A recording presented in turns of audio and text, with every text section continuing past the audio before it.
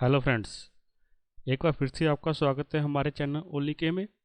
चलिए आज के हम टॉपिक शुरू करते हैं। उससे पहले आप सबसे रिक्वेस्ट है, हमारे चैनल को सब्सक्राइब कर लीजिए और बेल बटन दबाना ना भूलें। और आज का जो टॉपिक है बहुत ज़्यादा इम्पोर्टेंट है, आप इसको लास्ट तक देखिए।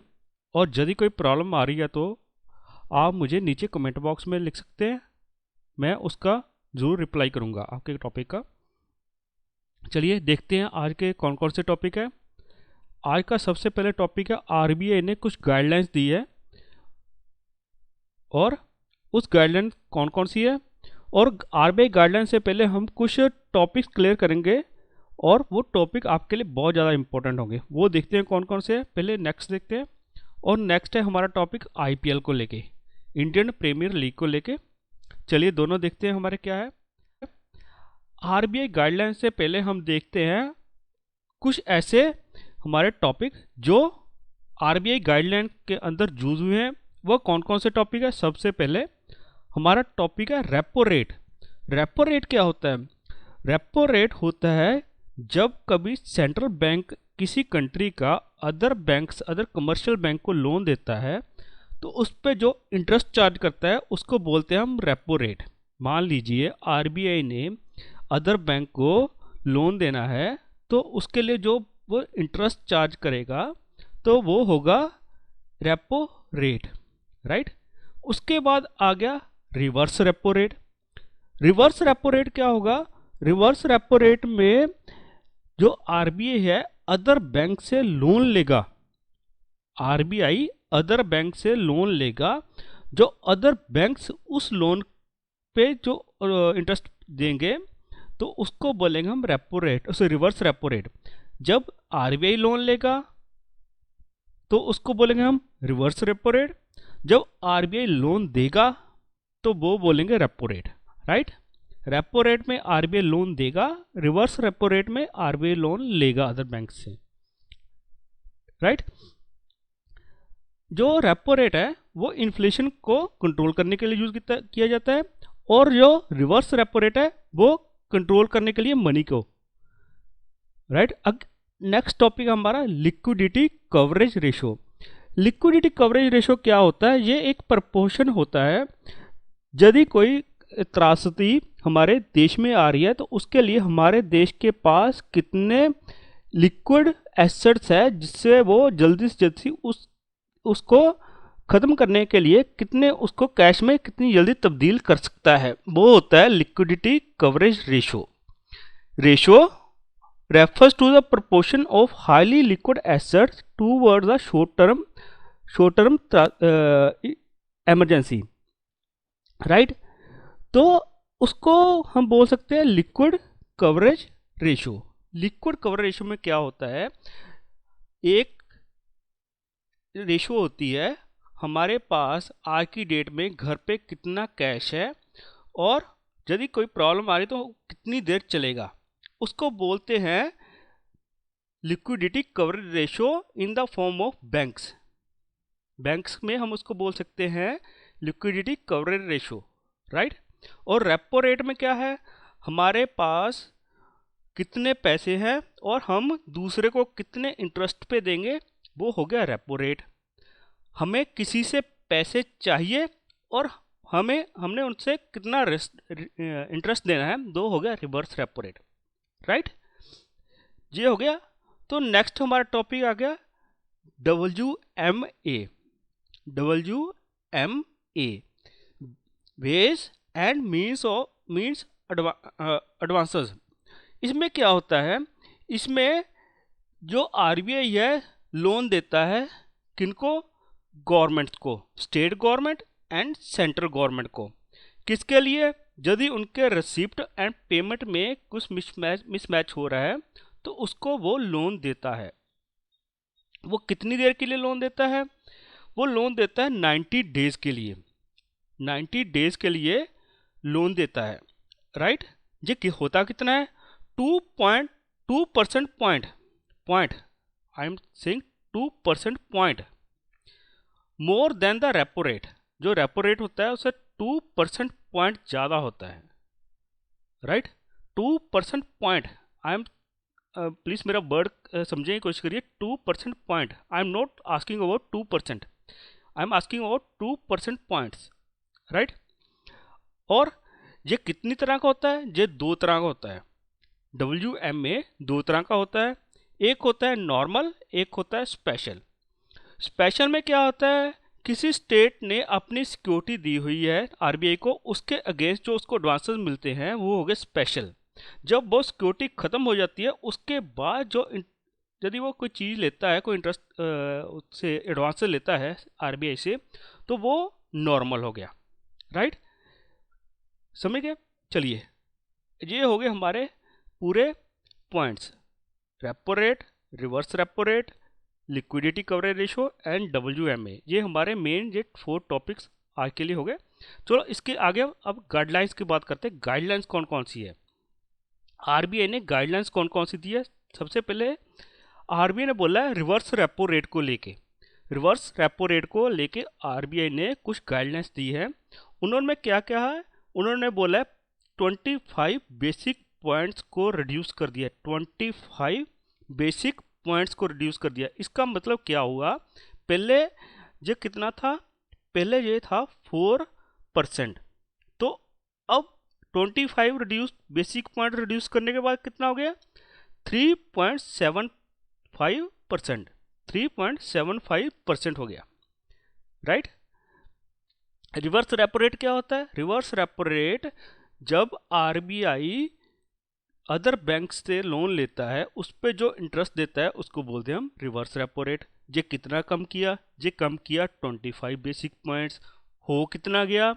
4% से कम होके ये 3.75% हो गया, राइट। उसके बाद इसका असर क्या होगा? इसका असर होगा, इसका इफेक्ट क्या होगा? इसका इफेक्ट होगा जो FD है, RD है एंड डिपॉजिट्स, इन पे लोगों का इंटरेस्ट कम हो जाएगा और वो ये FD RD करना एंड डिपॉजिट बैंक में देना बंद कर देंगे। क्यों? क्योंकि यदि मेरे पास पैसे हैं तो मैं क्या करूँगा, मुझको बैंक में इंटरेस्ट कम मिल रहा है तो वो मैं बैंक में नहीं दूंगा। वैसे ही अब क्या होगा, बैंक्स को RBI से इंटरेस्ट कम मिल रहा है, वो बैंक्स RBI में इंटरेस्ट देना कम कर देंगे। उसके बाद क्या होगा, लिक्विडिटी बैंक्स के पास ज़्यादा हो जाएगी और लिक्विडिटी बैंक्स के पास ज़्यादा होने का क्या होगा, वो ज़्यादा पैसा खर्च कर देंगे। उसका असर क्या होगा, FD RD एंड डिपॉजिट्स पे इंटरेस्ट रेट कम हो जाएगा, right. FD RD and deposits पे इंटरेस्ट कम हो जाएगा। ये हो गई गाइडलाइंस की बात रिवर्स रेपो रेट को लेके। अभी देखते हैं और क्या किया। RBI ने गाइडलाइंस में बोला है refinance facility of 50,000 crore, refinance facility दी है 50,000 करोड़ की। किनको? नबार्ड को। नबार्ड की फुल फॉर्म क्या है? National bank for agriculture and rural development. NABARD की फुल फॉर्म क्या है? National bank for agriculture and rural development. ये किनको रीफाइनेंस के लिए दिया गया है? ये बैंक्स को रीफाइनेंस के लिए दिया गया है। नबार्ड के बैंक्स को रीफाइनेंस के लिए दिया गया है। कितना? 25,000 करोड़। 50,000 करोड़ में से 25,000 करोड़ नबार्ड को दिया गया है बैंक को रीफाइनेंस करने के लिए। उसके बाद सिडबी। सिडबी की फुल फॉर्म क्या है? सिडबी की फुल फॉर्म है small industries development bank of India. Small industries development bank of India. इनको कितना मिला पैसा? 50,000 में से इनको मिला 15,000 करोड़। और ये क्या है? ये बैंक को रीफाइनेंस करने के लिए पैसा दिया गया है। कितना? 50,000 करोड़। किसको? सिडबी को। उसके बाद रह गया, बच गया 10,000 करोड़। 10,000 करोड़ दिया गया है नेशनल हाउसिंग बैंक को। नेशनल हाउसिंग बैंक को दिया गया है NHB को। कितना? 10,000 करोड़। ये यूज़ किसके लिए करना है? रीफाइनेंस किसको करना है? हाउसिंग फाइनेंस कंपनी को ये रीफाइनेंस करने के लिए दिया गया है। अब 50,000 करोड़ तो RBI ने दे दिया नबार्ड को, सिडबी को, NHB को। अब इस पे वो रेपो रेट कितना चार्ज करेगा, अब वो रेपो रेट इस पे चार्ज करेगा 4.4%। रेपो रेट इस पे चार्ज कितना करेगा, रीफाइनेंस पे 4.4% रेपो रेट चार्ज करेगा कौन, आरबीआई, राइट। चलिए आगे देखते, आगे क्या है, आगे है TLTRO को पैसा मिला कितना, 50,000 करोड़।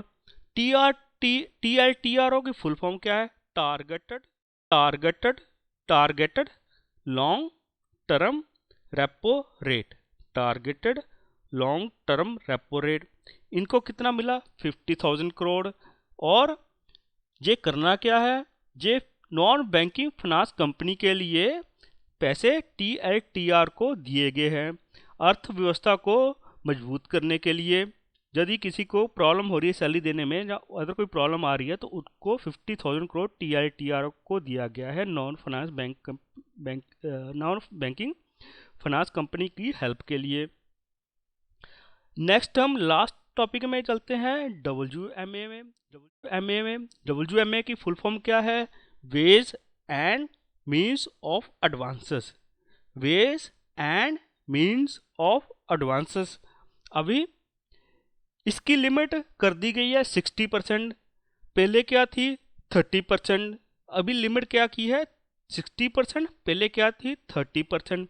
इसका क्या हुआ इफेक्ट, इसका इफेक्ट हुआ जो 90 डेज मिल रहे थे वो अब इन्होंने कर दिया 30 सितंबर तक सभी को डेज दे दिए, और अब स्टेट और सेंट्रल गवर्नमेंट पैसा अपना 30 सितंबर तक पैसे रिफंड करने, वापस करने किनको, आरबीआई को, राइट। और 30 सितंबर 2020 तक। ये हो गई हमारी बात आरबीआई गाइडलाइंस की, आरबीआई गाइडलाइंस की हमारी बात होगी, राइट। चलिए इसके बाद देखते हैं एस्टिमेटेड जीडीपी। जीडीपी क्या होता है, ग्रोस डोमेस्टिक प्रोडक्ट, कितना एस्टिमेट किया गया आरबीआई के द्वारा, 1.9%। 1.9% जीडीपी आरबीआई ने एस्टिमेट किया है फॉर दिस ईयर। और अभी बैंक्स को डिविडेंड देने से रोक दिया गया है, बैंक्स को डिविडेंड देने से रोक दिया गया है क्योंकि अभी अर्थव्यवस्था में फ्लक्चुएशन चल रही है, तो इसको लेके आरबीआई ने गाइडलाइन दी है बैंक्स कोई डिविडेंड नहीं देंगे, डिविडेंड नहीं देंगे। चलिए ये होगी हमारी बात।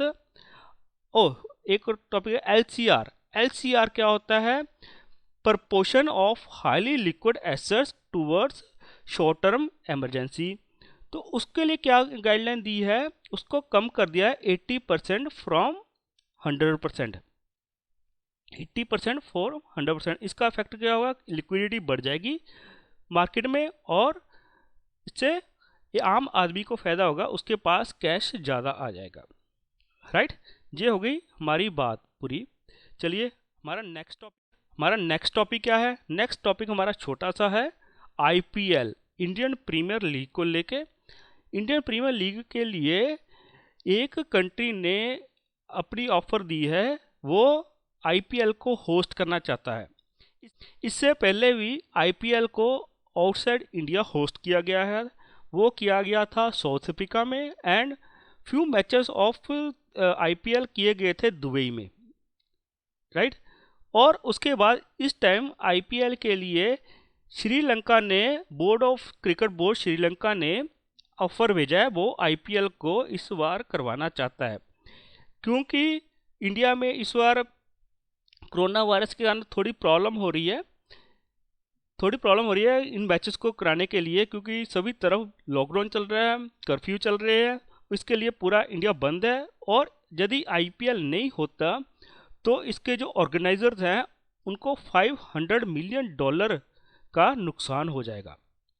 उसको कंट्रोल करने के लिए इन्होंने श्रीलंका ने ऑफर भेजा है, आप आईपीएल हमारे पास करवा सकते हैं।